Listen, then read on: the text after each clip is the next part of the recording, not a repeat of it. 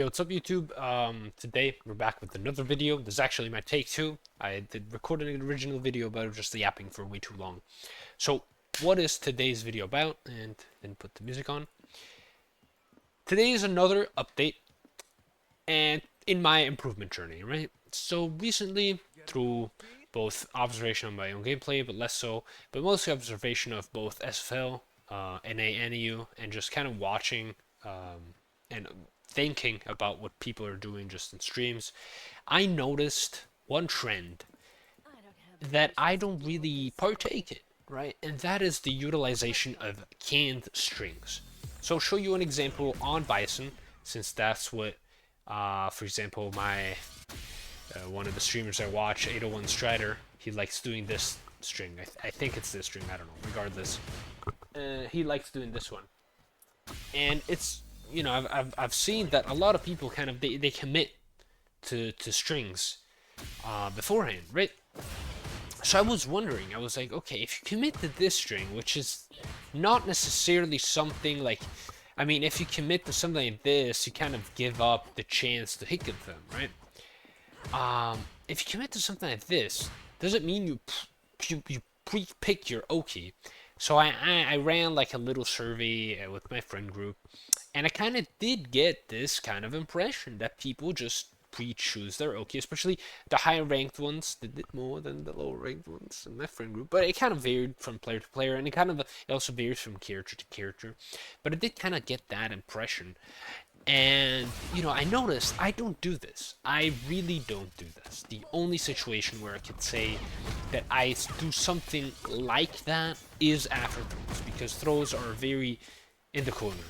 Because throws are a very, very extremely standardized situation where my autopilot, where I have my choice of options, is so streamlined that I can't actually think about what I'm doing. And also, there's like 20 million frames you have to think about what you're actually doing. So you can kind of pick and choose. And even then, I would say a lot of the time it just devolved into just kind of like, oh, I just did it because why not, right?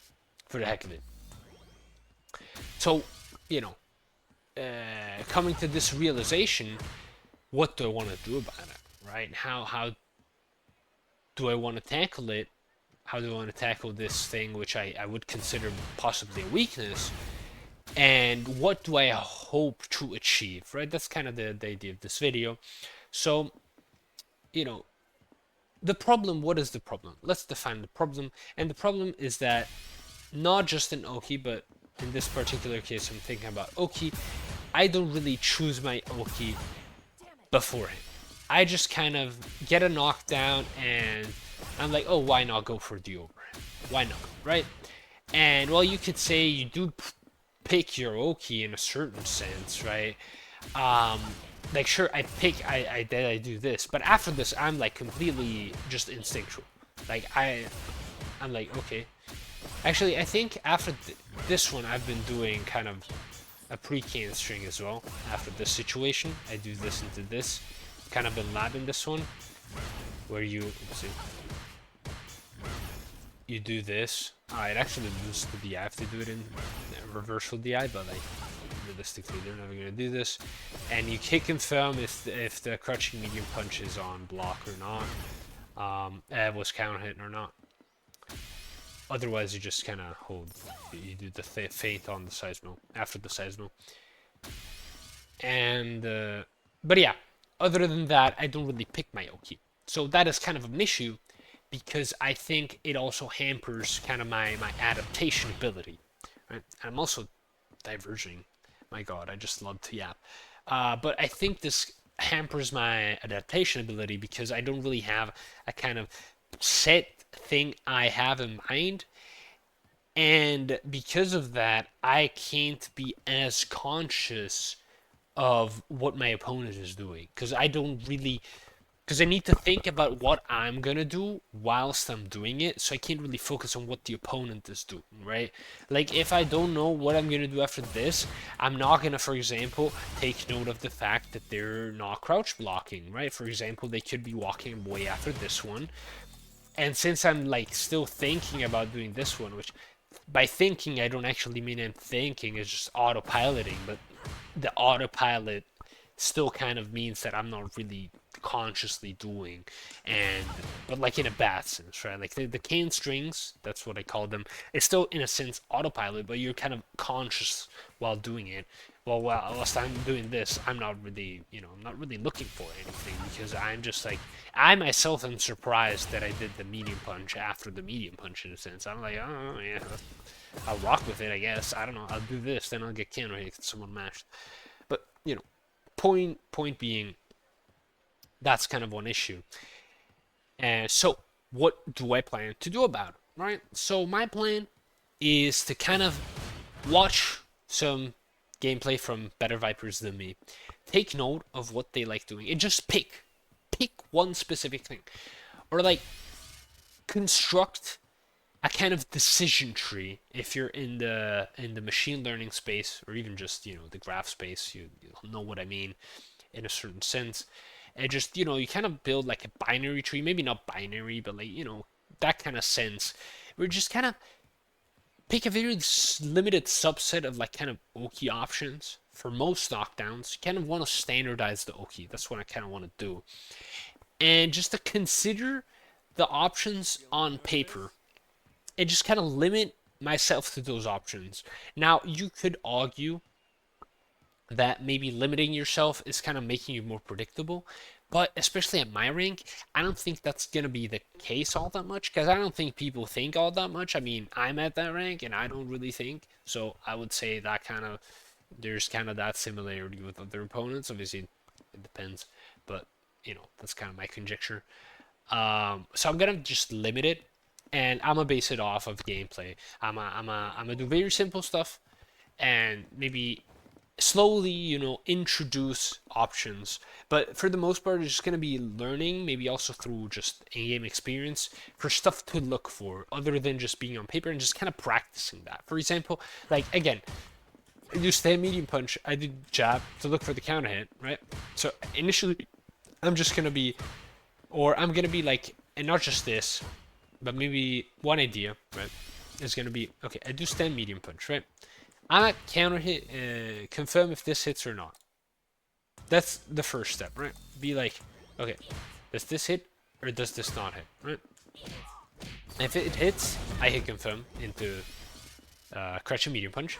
If it doesn't, I do a frame trap, right? And then I decide, hey, I'm gonna just do this game stream. I'ma swallow the fact that it's fake, at least in my opinion. I'm gonna be like, whatever, I'm just gonna do it. It's gonna be hard to deal with in this situation. Like, realistically, it's not gonna be that easy to deal with. But it could be. In which case, I could, like, pivot, for example, right? But for the most part, I'm just gonna stay at this until the opponent can prove to me that they can deal with this, right? And for example, if this is blocked, but this gets a hit, right? I don't need to bother hit confirming this. I would just do this, and then I hit confirm into that. Otherwise, I'm just gonna leave this be, right? So that's one example of kind of like a small decision sample of stuff I'm gonna do. And as I practice this, and as the hit confirming part of it kind of becomes more autopilot in the sense, and like more automatic, less, not autopilot, but like, I guess autopilot, but still in the conscious, like, picking a decision, I'm gonna be able to, like, by still using the same reduced subset of like kind of oki options, observe more stuff. For example, oh, there's stand blocking here, right? So maybe I can just do this instead, and then I get a better combo or whatever. I guess you can do this, right? Oh, that doesn't work. What? Oh, I think you're supposed to do that. Yeah. So maybe I'll alternate these, whichever may be the case, right? Based on what I observed the opponent do. But again, that's the kind of decision tree that you already need to be kind of committed to mentally. You already need to know that that's what you're gonna do. You're gonna be like, oh, okay, I'm gonna do this time around because I've observed this in my opponent.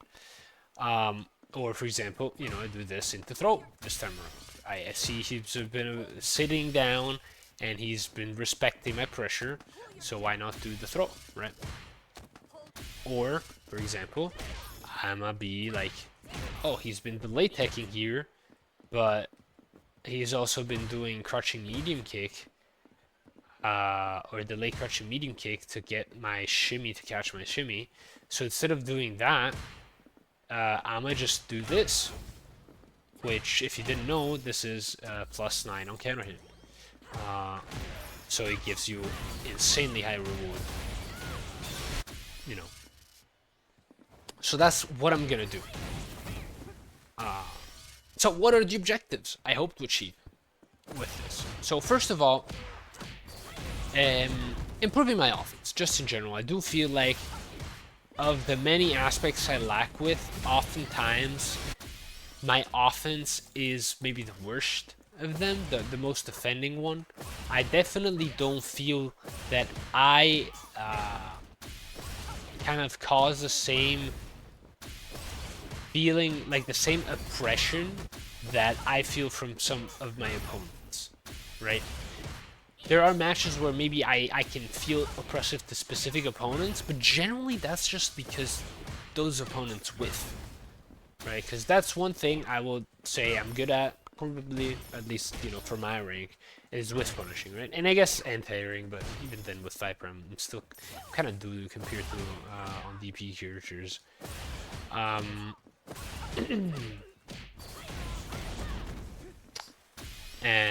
And yeah, so that's what I'm hoping to do. And where was I? Yeah, so I'm hoping to improve my offense, and I'm hoping that this, as I've kind of implied, makes me better at adapting to the opponents, to what the opponents like to do, because I have already a kind of idea in mind, right? One of the things that my little survey kind of helped me realize, credit to Yimbo, is that he told me, because I was kind of making semi-fun of him doing this on Manon, but because I would punish it a lot of the times, he loves doing this, right? And it's spacing trap, right? It's a real spacing trap. And, you know, against me specifically, it didn't work all that much because I'm just backing off and with punishing. But basically what he told me is that he already pre-plans this, and he's like, I do this when I think you're gonna take your turn back, right? And that's something I don't really do myself, right? I don't really consider what the opponents do in that kind of guessing sense, right? And it's definitely a negative. It's a problem. It's a weakness of mine, and I'm hoping that having this kind of more streamlined decision process on my own Oki, I'm gonna be able to improve that, right?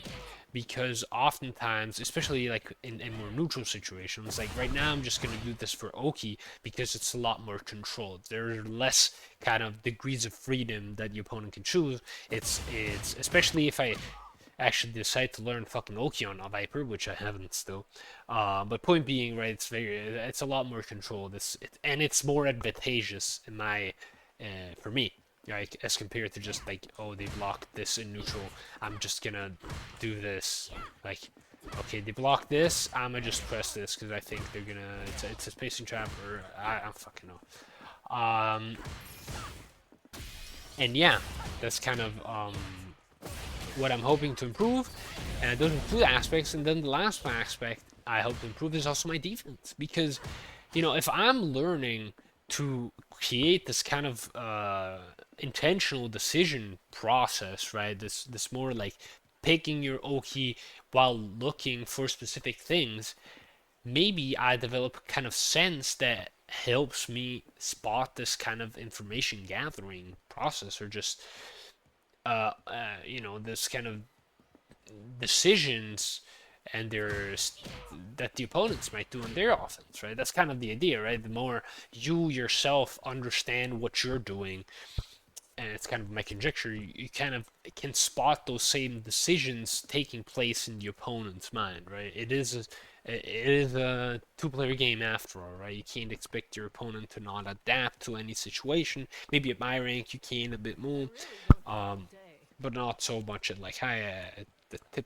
tippity top.